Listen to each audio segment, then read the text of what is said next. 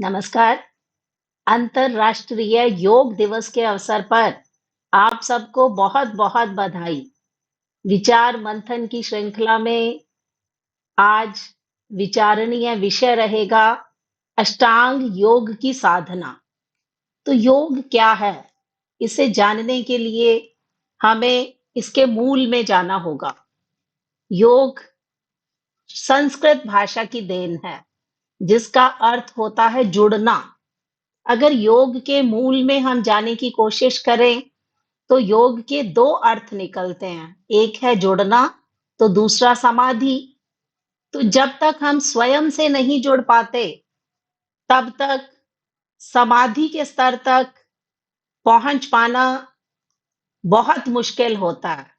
तो आज हम यही इसी विचारणीय विषय को आगे लेके जाने की कोशिश करेंगे कि अष्टांग योग की साधना क्या है? अष्टांग योग, ये अन्य योग से भिन्न है।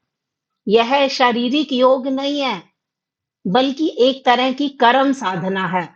माना जाता है कि जो व्यक्ति इस साधना को सिद्ध कर जाता है, वो जीवन के सार को समझ पाता है।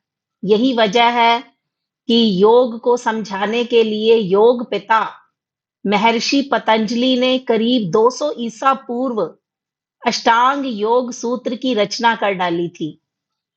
और सूत्र इसलिए, जिस प्रकार गणित के सूत्रों के आधार पर बड़े से बड़े सवाल को हल किया जा सकता है, उसी तरह से अष्टांग योग सूत्र जीवन के संपूर्ण सार को हमें समझाता है। महर्षि पतंजलि ने योग को चित्त की वृत्तियों के निरोध के रूप में परिभाषित किया। उन्होंने योग सूत्र नाम से योग सूत्रों की रचना कर डाली, जिसका ध्येय क्या था? शारीरिक, मानसिक और आत्मिक शुद्धि के लिए अष्टांग योग के एक मार्ग का महर्षि पतंजलि ने विस्तार किया। तो आज हम अष्टांग योग के 8 अंग, जिसकी मैं चर्चा आपके साथ करने जा रही हूं, उसमें से सबसे इसके 8 अंग माने जाते हैं, जिसे हम यम, नियम, आसन, प्राणायाम, प्रत्याहार, धारणा, ध्यान और समाधि। यम से लेकर समाधि तक की अवस्था तक हम कैसे पहुंच सकते हैं, तो आज हम उसके बारे में चर्चा करने जा रहे हैं। तो सबसे पहला योग का अंग होता है यम। यम के भी आगे 5 अंग हैं, जिसे हम अहिंसा, सत्य, अस्त्य, ब्रह्मचर्य और अपरिग्रह का नाम लेते हैं। इन 5 अंगों को अगर हम अपने जीवन में समाहित कर लें, तो ये अष्टांग योग का पहला चरण है।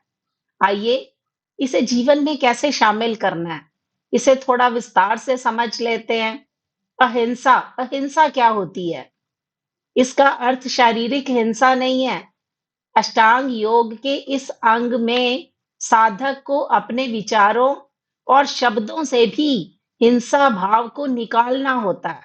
इसका अर्थ क्या हुआ? मन में किसी के प्रति भी बुरे विचार नहीं आने चाहिए। ये अहिंसा का मतलब है। दूसरा यम का अंग है सत्य। मनुष्य को सत्य धर्म का पालन करना होता है। मन, वचन और कर्म, मनसा वाचा कर्मणा से सत्य को जीवन में जगह देने वाला व्यक्ति इस अंग को पार कर जाता है। फिर आता है अस्तेय। अस्तेय का मतलब होता है चोरी ना करना, चोरी का त्याग कर देना। इस अंग को अपनाने के लिए हमें किसी के धन, वस्तु, संपत्ति आदि के प्रति लालच के भाव को त्यागना होता है। चौथा है ब्रह्मचर्य। इसका अर्थ शारीरिक संबंधों से जोड़कर निकाला जाता है। प्राकृतिक इंद्रियों को वश में करने की बात कही जाती है। खाना, पीना, मनोरंजन के साथ समय बिताना, आरामदायक बिस्तर जैसी चीजों के मोह का त्याग कर देना, इसे हम ब्रह्मचर्य कहते हैं। और पांचवा है अपरिग्रह। अपरिग्रह का अर्थ होता है त्याग करने वाला। यम का जो अंतिम अंग है, वो साधक को लोभ और मोह जैसे विकारों को दूर करने की सलाह देता है, क्योंकि ज़रूरत से अधिक धन संचय नहीं करना चाहिए। संपत्ति को जमा करने की हमारे मन में चाहत नहीं होनी चाहिए, ये अपरिग्रह है। तो ये यम के 5 अंग हैं। अगर हम इन 5 अंगों को अपने जीवन में समाहित कर लेते हैं, तो हम अष्टांग योग के पहले चरण में प्रवेश कर सकते हैं। उसके बाद अष्टांग योग का दूसरा है नियम। यम को साधने के बाद बारी आती है नियम की। इसके भी 5 अंग हैं: शौच, संतोष, तप, स्वाध्याय और ईश्वर प्रणिधान। इन नियमों को जीवन में अगर हम समेट लेते हैं, तो अष्टांग योग के दूसरे चरण को पार किया जा सकता है। आइए इसका विस्तृत अर्थ समझ लेते हैं। शौच, शौच का मतलब क्या होता है? तन, मन, अन्न, वस्त्र और स्थान, इन सब का शुद्धिकरण करने से मतलब शौच माना जाता है। संतोष, बिना फल और परिणाम की इच्छा के बिना सदैव कर्म करते रहना, इसे हम संतोष कहते हैं। तप, तप का अर्थ यहाँ तपस्या नहीं है। तप का मतलब है अपने कर्म को किसी भी परिस्थिति में पूरी ईमानदारी के साथ करना, उसे हम तप कहते हैं। स्वाध्याय, अपने मन में झांकना, यानी कि विपरीत परिस्थितियों में खड़े रहने के लिए आत्मचिंतन करना। उसके बाद है ईश्वर प्रणिधान, भगवान पर विश्वास रखना। यह अंग हमें बताता है कि किसी भी परिस्थिति में ईश्वर के प्रति श्रद्धा भाव को अपने मन से नहीं निकालना चाहिए। तो ये थे 2 अंग, यम और नियम। इन दोनों का पालन करके साधक अष्टांग योग के दूसरे चरण को पार कर जाता है। तो उसके बाद हम तीसरे चरण में पहुंचते हैं। तीसरा चरण है जिसे हम आसन कहते हैं। वैसे तो शारीरिक विकारों को दूर करने के लिए बहुत सारे योग हैं, लेकिन अष्टांग योग में आसन का यही अर्थ होता है कि हम बिना हिले डुले एक स्थिति में आराम से बैठना। स्थिर सुखमय आसन भी इसे कहा जाता है। आसन में बैठने से हमारा मन शांत होता है, शरीर में ऊर्जा संचित रहती है। तो यह आसन अष्टांग योग के दूसरे नियम, जिसमें हमने स्वाध्याय और ईश्वर प्रणिधान की बात की थी, उसको गहराई से समझने की शक्ति पैदा करता है। तो हम विभिन्न प्रकार के आसन, जो कि हम शारीरिक शुद्धिकरण के लिए करते रहते हैं। उसके बाद आता है प्राणायाम। प्राणायाम का अर्थ होता है प्राण ऊर्जा।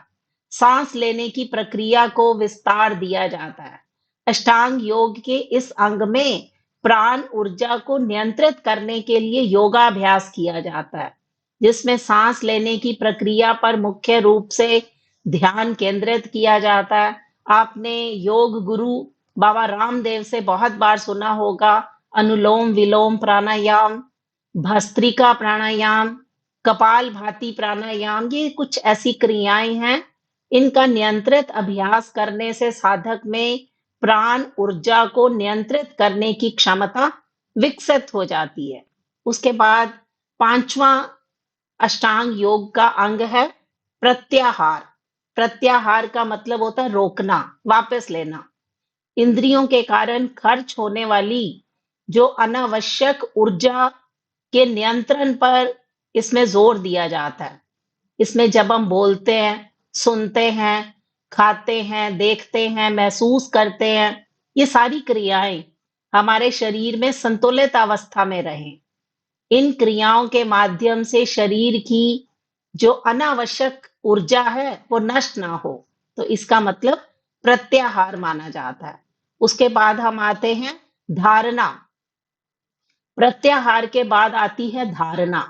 अगर कोई साधक अष्टांग योग के 5 अंगों को साध लेता है, तो ऊर्जा एकत्रित करने का गुण उसमें विकसित हो जाता है। तो इस ऊर्जा को खर्च कैसे करना है, यह धारणा पर निर्भर करता है। तो जरूरी है कि मनुष्य हमेशा वर्तमान में जिए, संतुष्ट रहे, साथ ही ईश्वर पर भी विश्वास रखे। अगर वह सही है, तो उसके साथ कुछ गलत हो ही नहीं सकता। यही धारणा एक साधक को अपनी ऊर्जा को संचित रखने और उसे कैसे खर्च करना है, इस पर विचार करने की क्षमता देती है, जिसे हम धारणा कहते हैं। उसके बाद 7वां अष्टांग योग का अंग है ध्यान। प्रत्याहार के माध्यम से ऊर्जा को नियंत्रित किया जा सकता है। धारणा में बदलाव करके ऊर्जा को शरीर में एकत्रित करने का बल मिलता है। लेकिन ऐसे में अष्टांग योग के दोनों अंग एक व्यक्ति साथ प्राप्त कर लेता है, तो ध्यान की स्थिति अपने आप ही आ जाती है। तो जिस प्रकार नींद आती है, लाई नहीं जा सकती, ठीक वैसे ही प्रत्याहार और धारणा को साधने के बाद ध्यान स्वयं ही लग जाता है। जैसे कि मन, मस्तिष्क और व्यक्तित्व के सारे विकार, सारे दुर्गुण दूर हो जाते हैं। तो इसके बाद कुछ भी बाकी नहीं रह जाता। अंतिम अवस्था है समाधि। अंत में आती है समाधि, जिसे हम शून्य भी कहते हैं। जब एक साधक ध्यान को साध लेता है, तो फिर कुछ भी बाकी नहीं रह जाता। बस एक ही भाव मन में रहता है कि सभी मनुष्य उस एक ईश्वर की संतान हैं, जिसे लोग भगवान कहते हैं, अल्लाह कहते हैं, गॉड कहते हैं। उन सबको कहकर हम पुकारते हैं, उसका ध्यान करते हैं। तो महर्षि पतंजलि ने अष्टांग योग के अंग में कर्म योग से समाधि पाने का मार्ग बताया है। तो इन अंगों में शामिल यम जो है, सबसे पहले मैंने यम की बात की, जो कि नियंत्रण से जुड़ा हुआ है। और नियम जीवन के नियमों से जुड़ा हुआ है, जो शारीरिक जीवन के मोह से मुक्त करने में मदद करता है। वही उसमें शामिल आसन, जो कि शरीर की मुद्रा से जुड़ा हुआ है। प्राणायाम सांसों को, श्वासों को नियंत्रित करने से जुड़ा हुआ है। इसके अलावा प्रत्याहार का मतलब होता है ध्यान को बाधित करने वाली, हमारे ध्यान को भंग करने वाली जो आवाज है, जो गंध है, जो स्पर्श है, उसके प्रति ध्यान को हटाना, जिसे हम प्रत्याहार कहते हैं। फिर उसके बाद धारणा, जो कि एकाग्रता से संबंधित है। इसमें शामिल जो 7वां अंग है ध्यान, वो एकाग्रता किसी भी चीज से बाधित नहीं होती। अंत में बात आती है समाधि की। समाधि को योग में शून्य भी कहा जाता है, कुछ भी बाकी ना रहना। समाधि को प्राप्त कर संपूर्ण अष्टांग योग को सिद्ध किया जा सकता है। तो दोस्तों, ये था अष्टांग साधना का सार क्या है, अष्टांग योग की साधना कैसे की जा सकती है। तो जिसमें हमने यम, नियम, आसन, प्राणायाम, प्रत्याहार, धारणा, ध्यान और समाधि, इन 8 अंगों के बारे में आज आपके समक्ष चर्चा की। तो अंतर्राष्ट्रीय योग दिवस 2023 पर आप सबको बहुत बहुत बधाई। आप शारीरिक, मानसिक और आध्यात्मिक दृष्टि से संतुष्ट रहें। धन्यवाद।